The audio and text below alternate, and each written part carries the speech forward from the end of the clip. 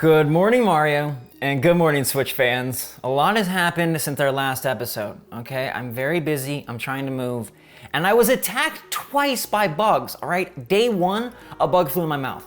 It bit or scratched or attacked the back of my throat, and it really hurt.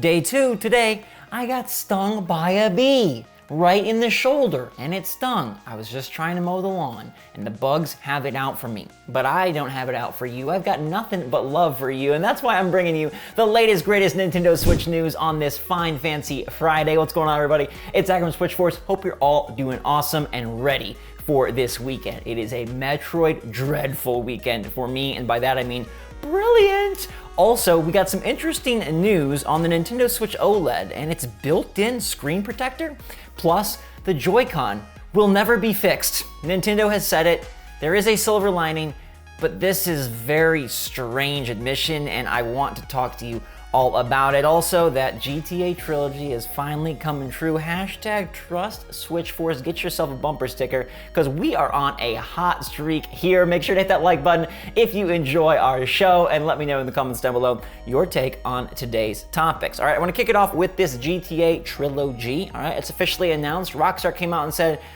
we're rock stars, and we're bringing you the Grand Theft Auto Trilogy, 3 Vice City and San Andreas before the end of the year. They didn't give a release date, they didn't show a trailer, it was just a little sizzle of the logos, and they said, hey, it's coming to consoles this year and PC and mobile next year, and Switch is one of those consoles. Nintendo even tweeted out, they're like, we got Mario, we got Metroid, and we got Grand Theft Auto. It's not really a Nintendo thing, but I'm sure they feel pretty proud to have one of the biggest franchises in gaming back on their platform. Now, Rockstar was a little secretive in terms of how they detailed this release. They say that they're going to retain the original style and feel, but there will be gameplay and visual improvements. Doesn't really sound like a full-on remake, definitely sounds much more like a remaster, but hopefully we get to see footage of the trio soon, and hopefully they are not cloud versions. I really hope this is a cartridge that you can buy and play and does not require online. I make that mention because Kingdom Hearts is coming to Switch, and that's cool, but they're all coming via the big fluffy up above, and I would love for games to just be on the system, accessible to everyone, no matter who you are, where you're from, what you dig. I want you to be able to play GTA Trilogy. Let me know if you're excited and gonna pick it up. It probably will release in November. That's what the rumors said, that's what I've been saying, and now it seems like it's gonna come true, so let me know what you think in the comments down below. I'm telling you, it's like the bugs have it out for me. Okay, how do I eat a bug, get stung by a bug in less than 24 hours? That bug, my mouth was open like so little. I don't know how he even fit in. It was like a tunnel run, all right? It was like in Star Wars, you know, where they're trying to fly under the gate before it closes, flying those X-Wings. This dude was like, Did you get your Switch OLED today? I've seen some reports that pre-orders were delayed some places, which is a bummer, but I also saw stock come back at a lot of stores this morning, including the Nintendo official store website and Amazon and GameStop and Best Buy and others. So hopefully if you wanted one, you got one. And if you need a new memory card, my friends at Lexar are the place to go. Their Play Card is the best in the business for Switch. It's reliable, it's safe, it's fast, and it can be a behemoth. All right, these things go up to 1 terabyte, and that is so much storage, you'll never need another memory card, which is a pretty sweet feeling. So make sure to click the link in the description down below. They're super great over there at Lexar. They've supported Good Morning Mario almost since the beginning. I love them a lot, and it helps the channel every time you click. So check out the memory cards if you are interested. Now, you might be interested to know that the Nintendo Switch OLED actually has a built-in screen protector. Yeah, this is really neat and something I didn't know.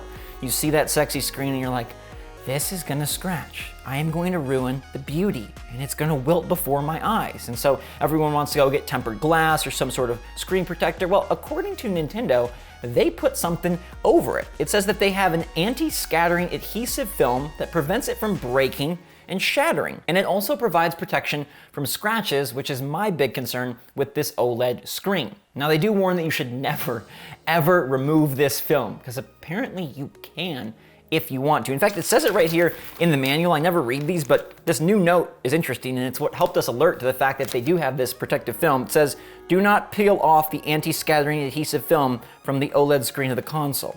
Now, obviously, that note is not on the OG model because there is no film protecting it. You can still get glass and put it on top. Nintendo says like, hey, if you want, you can still do that. It'll still work, provide an extra layer. Just don't peel off the film. And it's nice to know that they did include a little bit of protective sauce there. They just, kind of marinated that thing up and said, oh, we don't want you to get spaghetti spikes out of your screen. We want this thing to stay safe so you can enjoy the magic of those colors and the magic of Metroid. Let me know if you plan to get protective gear for your Switch OLED, or are you somebody that already has protective gear on your OG Switch? I do want to make a quick mention that Metroid Dread is freaking phenomenal. I've been playing the game nonstop.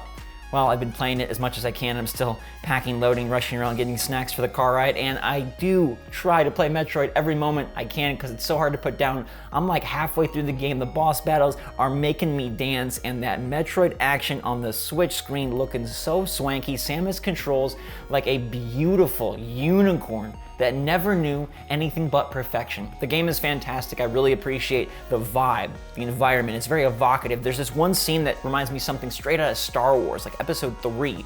You're above this like watery bay and like it's all rainy and stormy and the water's just sloshing and splashing and Samus is just tiny because it's a zoomed out shot and she's just like, I don't know, man, this might be game of the year. There's also some really cool moments where they zoom in close on Samus and she's just expressionless because she's in her suit, but you can tell she's thinking. I love that there's a little more cinematic flair to Metroid Dread and it really shows out in the boss battles and in some of the interactions that I will not spoil. I'm enjoying the power-ups tremendously too. Such a great moveset. I feel like it's such a momentous game. You're moving, you're attacking, you're flying. Well, you're more like jumping, but you're also sticking and swinging and shooting, and it's just a spectacular time. Those Emmy robots are scary, but once you get the hang of it, it's just a very fun sequence of events trying to hide, evade, avoid, or go for that very hard, nearly impossible counter kill to stun that Emmy robot and see if you can slip away before they come to their senses. If you have any sense, I say give Metroid Dread a try. It's freaking fantastic. Already one of my favorite games of the year, and before all is said and done, it could definitely reach the tippy top. Oh Joy-Con, how often you cause us pain. The drifting problems of these controllers are worse than a toxic relationship at times. I feel like they pull us back and forth in so many directions you don't even know left from right. Almost quite literally because your character is going the opposite direction. Well, Nintendo did an interview, and it's very strange that they did the interview. Okay, this is supposed to be a developer interview all about the OLED model and what's cool about the new Switch. So they interviewed Toru Yamashita from Nintendo's Technology Development Division, as well as Ko Shiota, and they were talking about the Joy-Con. And the first bit is really great because they mentioned that the Joy-Con on the Switch are the newest breed of Joy-Con. Now they make sure to clear up that, hey, the specifications of the Joy-Con controller hadn't changed in the sense that we didn't add new features such as new buttons, but the analog sticks in the Joy-Con controllers included with the Nintendo Switch OLED model are the latest version with all the improvements. Needless to say, so are the analog sticks included in Switch, Switch Lite, separately sold Joy-Con, and Pro Controller that are currently being shipped. Basically, they've been constantly improving the analog sticks to make them more durable and more resistant to drift all along the way. And now the new boxes that ship, whether it's OLED, Switch, Switch Lite, Pro Controller, or Joy-Con, are going to include their newest iteration of stick. It's not going to do anything fancy, but it is hopefully a bit stronger and a bit less susceptible to the fateful disease. Now, you have no way of knowing which is which or what box is from where, but you do know the OLED does come with the best because that's a brand new piece of hardware, and so it should have better Joy-Con. But here's where things get really interesting, and they basically pull back the curtain, and I said, wow, I can't believe you said this. Ko Shiota was asked an interesting question. Do you mean that basically wear is unavoidable on the Joy-Con as long as the parts are physically in contact? And oddly, he responded very honestly and very straightforward. Yes. For example, car tires wear out as the car moves, as they are in constant friction with the ground to rotate. So with that same premise, we asked ourselves how we can improve durability. And not only that, but how can both operability and durability coexist? It's something they are continuously tackling. Now, Nintendo does not like to address the Joy-Con drift issue. They like to kind of say, oh, we're always working and we try to give the best and we'll fix something if there's something, but they don't like to come out and directly say, dude, our controllers are plagued by a plague. Here they, though, are directly acknowledging that Joy-Con drift will probably never completely go away. Wear is unavoidable, and these Joy-Con sticks are going to get mucked up and dusty and have drift. It's just hopefully they don't for a long time, or hopefully it doesn't very much so, or hopefully they're able to maintain perfect durability, coexisting with operability, and you don't have an issue, but some Joy-Con will always drift. Yamashita adds that the degree of wear depends on factors like the combination of the materials and forms, so we continue to make improvements by researching which combinations are less likely to wear, and they are trying. So this is kind of a glass half full, glass half empty, depending on how you want to look at it, and I'd love to hear your take. Nintendo is basically saying, we're trying, we're constantly iterating, and we're gonna give you the best darn Joy-Con we can, but some of them will probably also get drift, and that's unavoidable. So do you applaud their honesty and their desire to keep making it better and better and better and trying to work out the problem? Or do you think it sucks that they effectively have a controller that is permanently flawed no matter how many times they iterate? It always, in some cases, will lead to drifting and disarray and dismay and despair and a lot of other D words, because it's sort of a dumb problem to deal with. For any of you that have known, it's more than dumb, it's annoying, and oftentimes requires a big expenditure to get a whole new set of Joy-Con or controllers, although you can send them to Nintendo, and I think they do fix them for free. You can also open them up yourself and spray away some of the dust, and you can put a little piece of cardboard there that should hopefully prevent the contacts from getting mucked up, but this to me is just so weird. I don't know how they made a controller that has this problem that cannot just be like 100% fixed. And I know they're making the case that, hey, car tires wear as the car moves, and analog sticks wear as the sticks move, but other controllers don't really have drifting problems like the Joy-Con. This is very special to the very special Switch. And I guess, hey, it's a trade-off worth making for an awesome hybrid console that's pumping out insane games like Metroid Dread on the regular.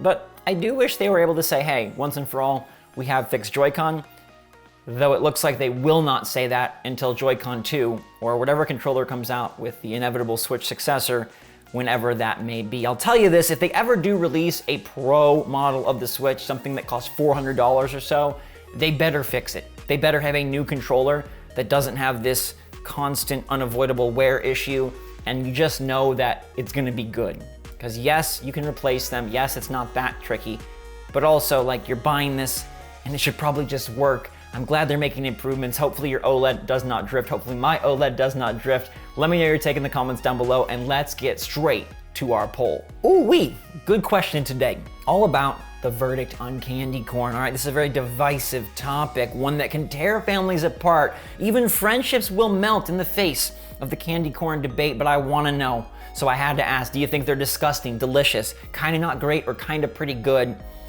And it is very split. We are a house divided because 31% say disgusting, while 22% say delicious, while 23% say kinda not great, and me and 24% say kinda pretty good.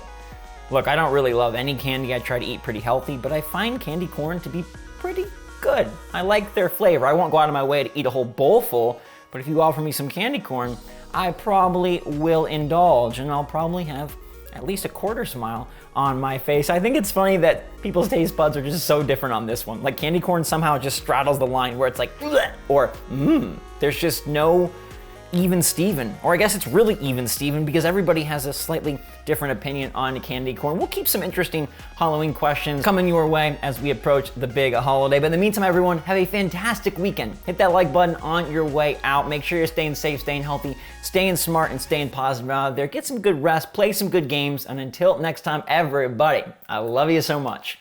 SwitchForce, out.